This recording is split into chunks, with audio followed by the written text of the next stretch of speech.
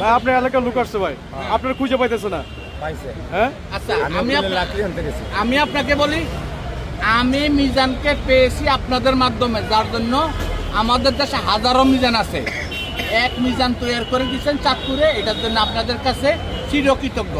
আর আমি মিজানকে বলবো, যতদিনে বাঁচো অন্তত মানুষের উপকার করে যাবা, যে কোনো হয়, খাওয়া দিয়া, কবরে যাওয়ার বাঁশ দিয়া, অথবা কাপড়ে কাপড় দিয়া, তুমি যতটুকু পারো। তুমি তো আর আমাদের দেশের শিল্পপতি না, তুমিও অনেকের মতন আমাদের মতন নিরীহ।